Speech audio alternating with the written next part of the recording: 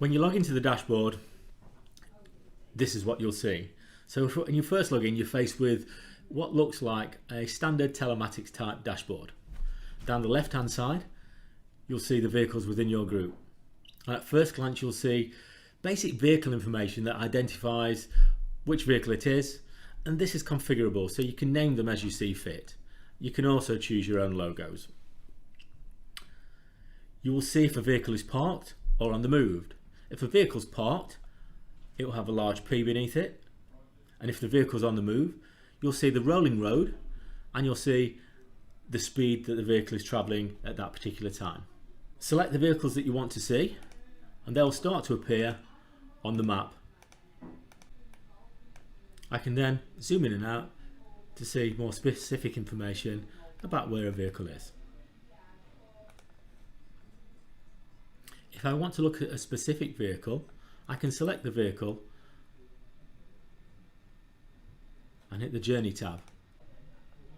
And I can do this for individual vehicles, or I can do it as part of a group.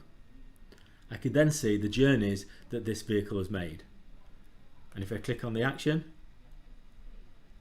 I'll see more specific information about each individual journey. If it's not today that I'm looking at, I can click on Journey again. I can then select a date range, and I can see all the journeys that this vehicle did last month as an example. Again, when I click on action, I can see all the information, giving the start time, the location, the end time, the end location, the duration that it was driving, the maximum speed, the distance covered, and also the idling time. If I then take a look at the graph above the vehicle information, I can see the speed limit of the road that the vehicle was on, and I can see the speed that that vehicle was travelling for the duration of that journey. And on the left, I've got a snail trail which shows me the route was taken. All useful pieces of information when managing fleet, but most telematics solutions will do this. So let's have a look at what else we can do here with the Zest4 Incident Cam. I'm not going to go through everything on here, otherwise I'll be here all day, but I'll take a look at the top things that we can do. If we look at the toolbar across the top, we've already seen the map view, which shows us the view of all our different vehicles. Proximity is one where we can actually put in our location and it will tell us which vehicles are close to our proximity. This is ideal for if you want to do rerouting of a vehicle. The one I want to show you now though is reports. On here is probably the most comprehensive list of reports that we'll see in a telematics solution. Now this is just a snapshot of what's available, and this page is fully configurable, so you don't have to have all the reports showing. You can just show the reports that are relevant to the business. And I'll scroll down so you can see the reports available, and I'll show you a few of them in detail later. I'll highlight a few as we're going down. So you can see diagnostic history, you can see fuel reporting, you can see idling reporting. If we go down, we can see driver scores that will tell us how a driver is reporting. We can see fleet scores. We can see GPS information, every journey that was taken and the time. There's an idling report so you can see how much fuel is wasted by idling. There's lone worker reports. There's overspeed reports, which are critical for making sure you're managing driver behaviour. And many, many more. But back to the top again. So if you just want a quick snapshot of what a driver has been doing on that particular day, we can get this. We can quickly look at it. Just simply select your drivers, hit the Today button,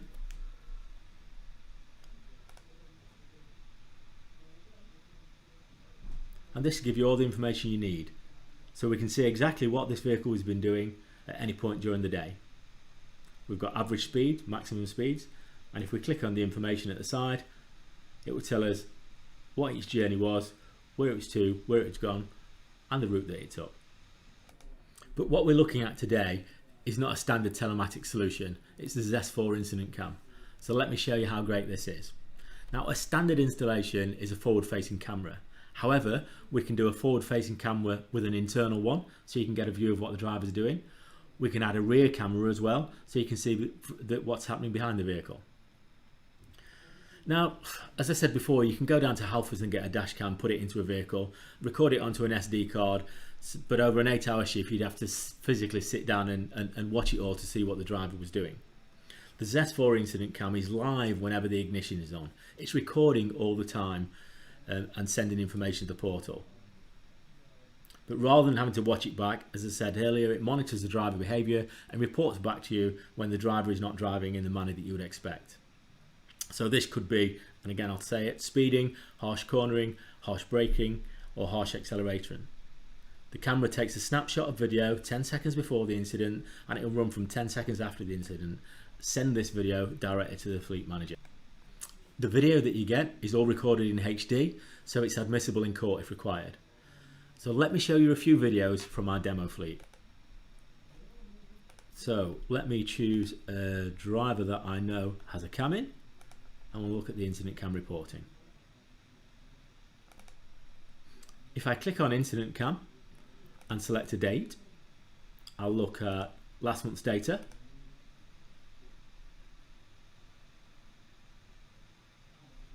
I can see that there's been no crashes reported and no incidents.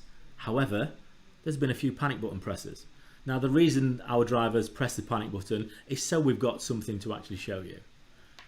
On the map you'll see exactly where he was each time you press the panic button, or if these were crashes and incidents you'd see exactly where he was each time there was an incident. So let me take a look at one of the videos so we can show you the quality of the recording. We'll click this one at the bottom, and I can see now this is a dual facing camera. I can see that the driver is happily driving along, whether he's talking to himself or singing I'm not sure, but he pressed his panic button.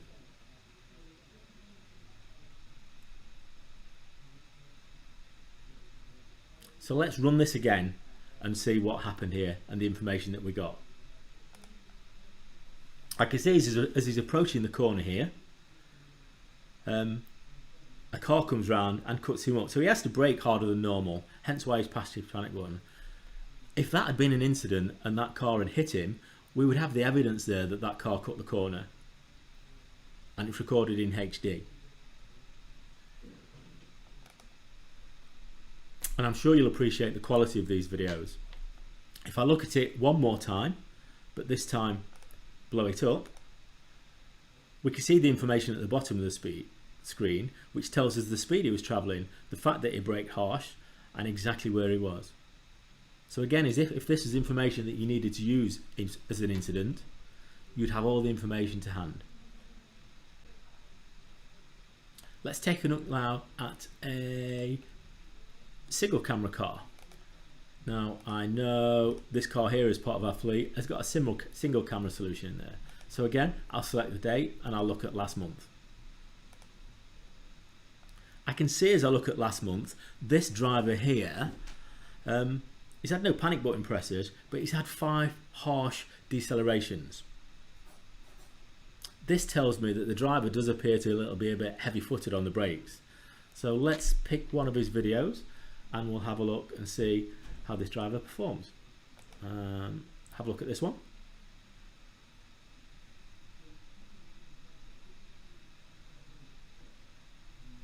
So this video hasn't been requested by a panic button. This has been sent due to information, and we can probably see why now. I'll run it again on big screen so we can see exactly what happened.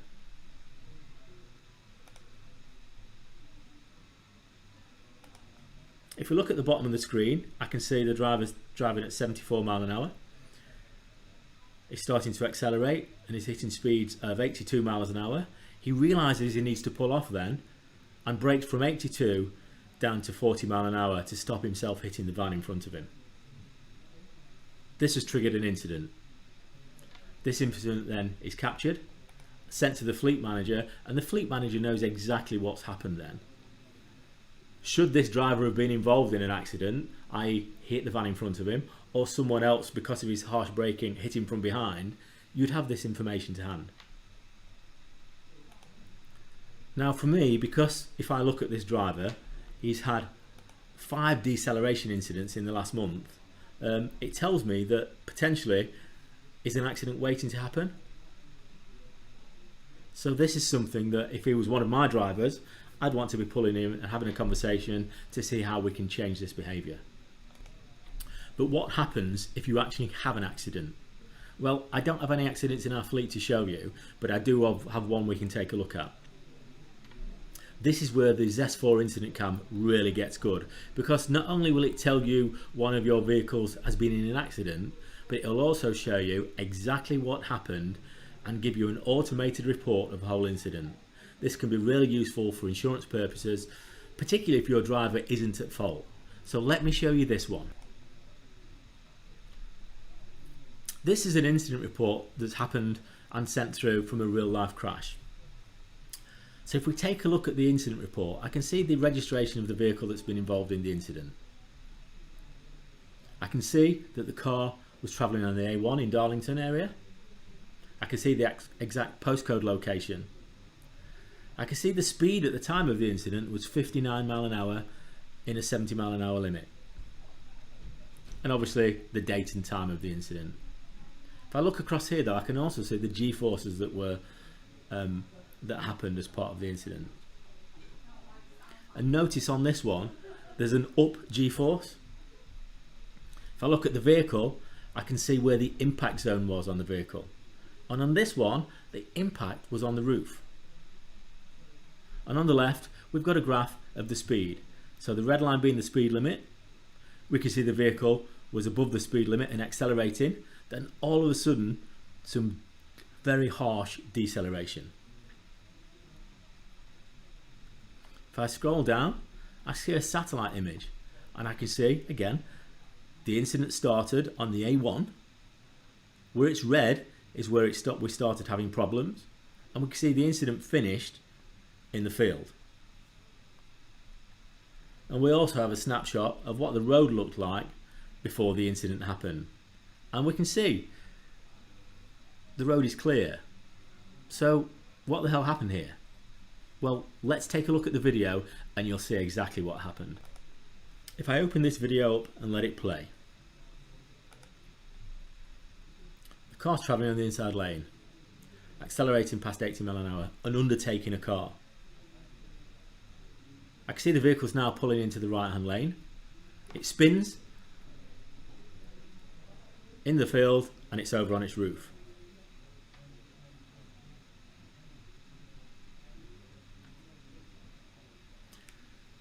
This tells me that the car was undertaking.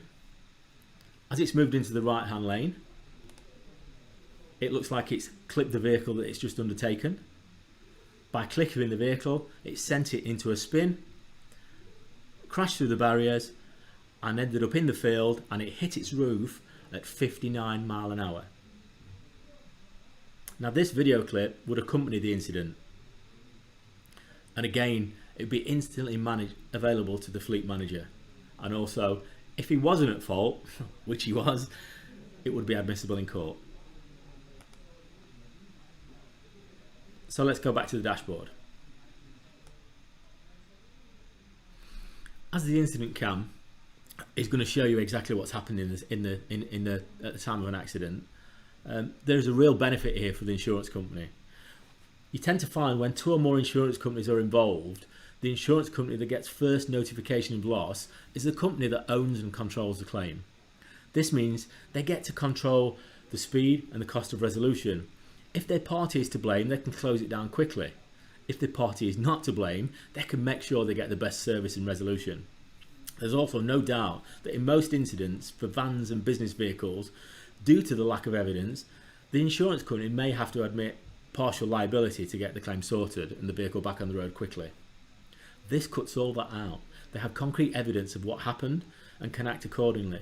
As such, most fleets can generally negotiate a discount by having this type of technology in a vehicle. So back to reporting. Not only can it help with crashes and driver behaviour, but we want to make it easier to manage a fleet and get some cost savings. And the easiest way to do this is by using the V5 dashboard. All of the reports that we saw earlier can be found on this page. You can select the widgets that are relevant to your business and personalize this page. I'm just going to take you through a couple of these. Now, every widget that you see has a full report behind it and is ready to go.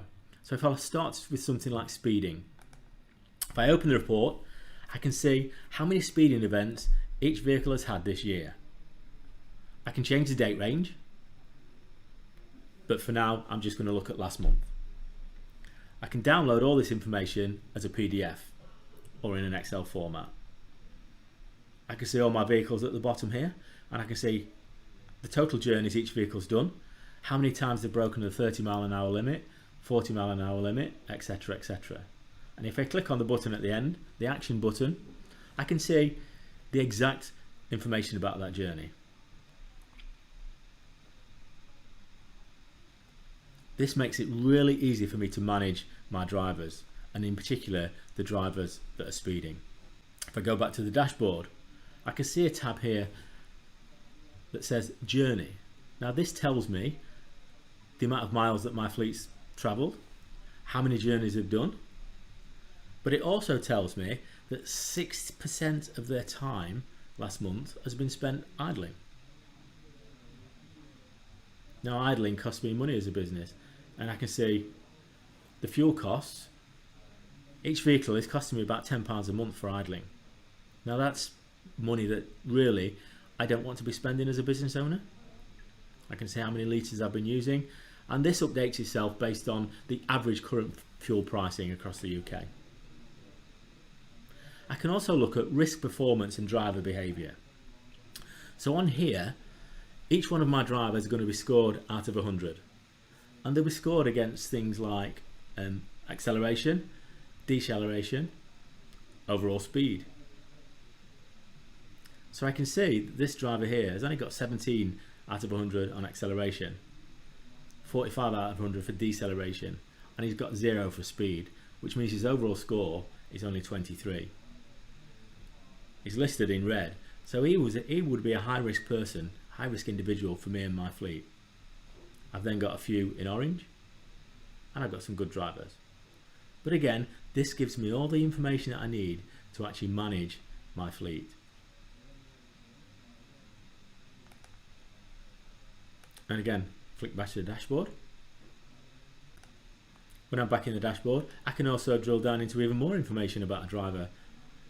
I can then start to score them on things like, as well as acceleration and deceleration, but do a lot of nighttime driving? Are they driving in urban areas? Again, I can add this in and get all the relevant information I need about a driver. I can see that this driver doesn't do a lot of nighttime driving, so but again, his risk is probably less to me.